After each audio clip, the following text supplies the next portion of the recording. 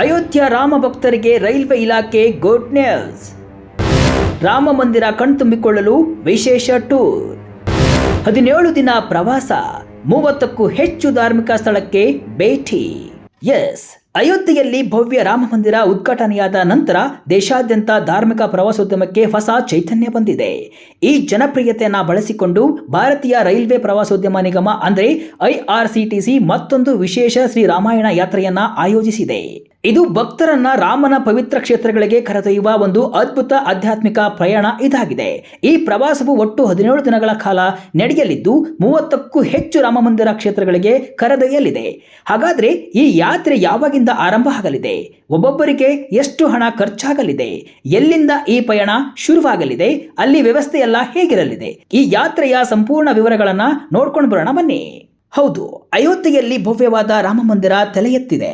ಒಮ್ಮೆಯಾದರೂ ರಾಮನನ್ನ ಕಣ್ತುಂಬಿಕೊಳ್ಬೇಕು ಅಂತ ಎಲ್ಲರಿಗೂ ಮನದಾಸೆ ಇರುತ್ತೆ. ಆದರೆ ಹೋಗೋದು ಹೇಗೆ ಎಂಬ ಗೊಂದಲವೂ ಇರುತ್ತೆ. ಹೀಗಾಗಿ ಭಕ್ತರಿಗೆ ಅನುಕೂಲವಾಗಲೆಂದು ರೈಲ್ವೆ ಇಲಾಖೆ ಶ್ರೀರಾಮಾಯಣ ಯಾತ್ರೆಯನ್ನ ಆಯೋಜಿಸಿದೆ. ಇದಕ್ಕಾಗಿ ವಿಶೇಷ ರೈಲನ್ನು ಕೂಡ ಬಿಟ್ಟಿದೆ. ಪ್ರಧಾನಿ ನರೇಂದ್ರ ಮೋದಿ ಅವರಿಂದ ರಾಮ ಮಂದಿರ ಉದ್ಘಾಟನೆಯಾದ ನಂತರ IRCTC ಆಯೋಜಿಸುತ್ತಿರುವ 5ನೇ ವಿಶೇಷ ರಾಮಾಯಣ ಪ್ರವಾಸ ಇದಾಗಿದೆ. ಶ್ರೀರಾಮಾಯಣ ಯಾತ್ರೆ ಎಂಬ ಹೆಸರಿನ ಈ ವಿಶೇಷ ಪ್ರವಾಸವು ಇದೇ ಜುಲೈ 25ರಂದು ದೆಹಲಿಯ ಸಫ್ದರ್ಜಂಗ್ ರೈಲ್ವೆ ನಿಲ್ದಾಣದಿಂದ ಆರಂಭವಾಗಲಿದೆ. ಈ ಪ್ರವಾಸವು ಒಟ್ಟು 17 ದಿನಗಳ ಕಾಲ ನಡೆಯಲಿದ್ದು ಭಗವಾನ್ ಶ್ರೀರಾಮನ ಜೀವನಕ್ಕೆ ಸಂಬಂಧಿಸಿದ 30ಕ್ಕೂ ಹೆಚ್ಚು ಪ್ರಮುಖ ಸ್ಥಳಗಳಿಗೆ ಭಕ್ತರನ್ನ ಕರೆದೊಯ್ಯಲಿದೆ. ಅಯೋಧ್ಯೆ ಜೊತೆ ಯಾವ್ಯಾವ ಪುಣ್ಯಕ್ಷೇತ್ರಕ್ಕೆ ಹೋಗಬಹುದು?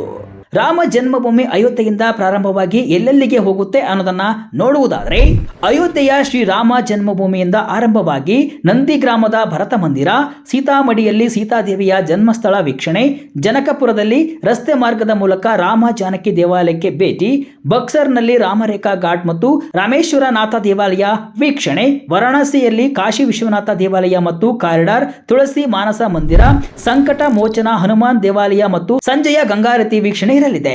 ಪ್ರಯಾಗ್ರಾಜ್ನಲ್ಲಿ ಇಲ್ಲಿ ರಸ್ತೆ ಮೂಲಕ ಪ್ರವಾಸ ಮತ್ತು ರಾತ್ರಿ ವಾಸ್ತವ್ಯದ ವ್ಯವಸ್ಥೆ ಇರುತ್ತೆ. ನಾಶಿಕ್ನಲ್ಲಿ ತ್ರಯಂಬಕೇಶ್ವರ ದೇವಾಲಯ ಮತ್ತು ಪಂಚವಟಿ ಪ್ರದೇಶದ ವೀಕ್ಷಣೆ, ಕರ್ನಾಟಕದ ಹಂಪಿಯಲ್ಲಿ ಪ್ರಾಚೀನ ಕಿಷ್ಕಿಂಧ ಅಂತ ನಂಬಲಾದ ಈ ಸ್ಥಳದಲ್ಲಿ ಹನುಮನ ಜನ್ಮಸ್ಥಳವೆಂದು ಪರಿಗಣಿಸಲಾದ ಆಂಜನೇಯ ಬೆಟ್ಟ, ವಿಠಲ ದೇವಾಲಯ ಮತ್ತು ವಿರೂಪಾಕ್ಷ ದೇವಾಲಯದಂತಹ ಪಾರಂಪರಿಕ ತಾಣಗಳಿಗೆ ಭೇಟಿ ನೀಡಲಾಗುತ್ತೆ. ರಾಮೇಶ್ವರಂನಲ್ಲಿ ರಾಮನಾಥ ಸ್ವಾಮಿ ದೇವಾಲಯ ಮತ್ತು ಧನುಷ್ಕೋಡಿ ದರ್ಶನ ಮಾಡಲಾಗುವುದು.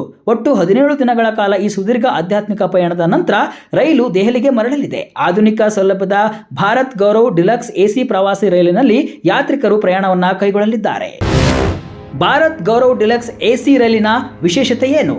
ಈ ಪ್ರವಾಸವನ್ನ ಭಾರತ್ ಗೌರವ್ ಡಿಲಕ್ಸ್ AC ಪ್ರವಾಸಿ ರೈಲಿನಲ್ಲಿ ಆಯೋಜಿಸಲಾಗಿದೆ. ಇದು ಅತ್ಯಾಧುನಿಕ ಸೌಲಭ್ಯಗಳನ್ನು ಹೊಂದಿದೆ. ರೈಲಿನ ವಿಶೇಷಗಳನ್ನು ಗಮನಿಸುವುದಾದರೆ, ಈ ರೈಲಿನಲ್ಲಿ 2 ಸುಸಜ್ಜಿತ ರೆಸ್ಟೋರೆಂಟ್ಗಳು ಇರಲಿವೆ. ಆಧುನಿಕ ಅಡುಗೆ ಮನೆ ಇರಲಿದೆ. ಪ್ರತಿ ಬೋಗಿಯಲ್ಲಿ ಶವರ್ ಕ್ಯೂಬಿಕಲ್ಗಳು ಇರಲಿವೆ. ಸೆನ್ಸರ್ ಆಧಾರಿತ ಶೌಚಾಲಯಗಳು, ಕಾಲುಗಳಿಗೆ ಮಸಾಜ್ ಮಾಡುವ ಸೌಲಭ್ಯ, ಸಂಪೂರ್ಣ ಹವಾನಿಯಂತ್ರಿತ ರೈಲಿನಲ್ಲಿ ಫಸ್ಟ್ AC, ಸೆಕೆಂಡ್ AC ಮತ್ತು ಥರ್ಡ್ AC ಎಂಬ 3 ದರ್ಜೆಯ ವಸತಿ ಸೌಕರ್ಯಗಳು ಇರಲಿವೆ. ಪ್ರತಿ ಬೋಗಿಯಲ್ಲಿ CCTV ಕ್ಯಾಮೆರಾಗಳು ಮತ್ತು ಭದ್ರತಾ ಸಿಬ್ಬಂದಿ ವ್ಯವಸ್ಥೆ ಕೂಡ ಮಾಡಲಾಗಿದೆ.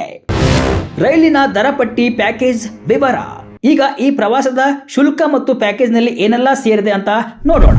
3 ACಯಲ್ಲಿ ಪ್ರತಿ ವ್ಯಕ್ತಿಗೆ 1,17,975 ರೂಪಾಯಿ, ಸೆಕೆಂಡ್ ACಯಲ್ಲಿ 1,40,120 ರೂಪಾಯಿ, ಫಸ್ಟ್ ACಯಲ್ಲಿ 1,79,515 ರೂಪಾಯಿ ಇರಲಿದೆ. ಇನ್ನು ಏನೇನು ಸೌಲಭ್ಯ ಇರಲಿದೆ ಅನ್ನೋದನ್ನ ಗಮನಿಸಿದರೆ, ಆಯಾ ದರ್ಜೆಯಲ್ಲಿ ರೈಲು ಪ್ರಯಾಣ, 3 ಸ್ಟಾರ್ ಹೋಟೆಲ್ಗಳಲ್ಲಿ ವಸತಿ, ಎಲ್ಲಾ ದಿನಗಳಲ್ಲೂ ಕೂಡ ಸಂಪೂರ್ಣ ಸಸ್ಯಾಹಾರಿ ಊಟ ತಿಂಡಿ ಇರಲಿದೆ. ಸ್ಥಳ ವೀಕ್ಷಣೆಗಾಗಿ AC ಬಸ್ಗಳ ವ್ಯವಸ್ಥೆಯನ್ನ ಮಾಡಲಾಗಿದೆ. ಪ್ರಯಾಣ ವಿಮೆ ಅಂದ್ರೆ ಟ್ರಾವೆಲ್ ಇನ್ಶೂರೆನ್ಸ್ ಇರಲಿದೆ. IRCTC ಪ್ರವಾಸ ವ್ಯವಸ್ಥಾಪಕರು ಅಂದ್ರೆ ಟೂರ್ ಮ್ಯಾನೇಜರ್ ಕೂಡ ಸೇವೆ ಇರಲಿದೆ. IRCTC ಅಧಿಕಾರಿಗಳ ಪ್ರಕಾರ ರಾಮ ಮಂದಿರ ಉದ್ಘಾಟನೆಯಾದಾಗಿನಿಂದ ಈ ರೀತಿಯ ಪ್ರವಾಸಗಳಿಗೆ ಅಭೂತಪೂರ್ವ ಪ್ರತಿಕ್ರಿಯೆ ವ್ಯಕ್ತವಾಗ್ತಾ ಇದೆ. ಈ ಹಿಂದಿನ ಎಲ್ಲಾ 4 ಪ್ರವಾಸಗಳು ಯಶಸ್ವಿಯಾಗಿದ್ದು ಯಾತ್ರಾರ್ಥಿಗಳಿಂದ ಉತ್ತಮ ಸ್ಪಂದನೆ ದೊರೆತಿದೆ. ಹೀಗಾಗಿ ಇದು ಕಂಟಿನ್ಯೂ ಆಗ್ತಾ ಇದೆ ಅಂತ ತಿಳಿಸಿದ್ದಾರೆ. ಒಟ್ಟಿನಲ್ಲಿ ಶ್ರೀರಾಮನ ಹೆಜ್ಜೆ ಗುರುತುಗಳನ್ನು ಅನುಸರಿಸುತ್ತಾ ದೇಶದ ಪ್ರಮುಖ ಪುಣ್ಯಕ್ಷೇತ್ರಗಳಿಗೆ ಒಂದೇ ಪ್ರವಾಸದಲ್ಲಿ ಭೇಟಿ ನೀಡಲು ಇದೊಂದು ಸುವರ್ಣ ಅವಕಾಶ. ಐಷಾರಾಮಿ ರೈಲಿನಲ್ಲಿ ಆರಾಮದಾಯಕ ಪ್ರಯಾಣದ ಜೊತೆಗೆ ಆಧ್ಯಾತ್ಮಿಕ ಅನುಭವವನ್ನು ಕೂಡ ಪಡೆಯಲು ಬಯಸುವ ಭಕ್ತರಿಗೆ ಶ್ರೀರಾಮಾಯಣ ಯಾತ್ರೆ ಒಂದು ಅತ್ಯುತ್ತಮ ಆಯ್ಕೆಯಾಗಿದೆ.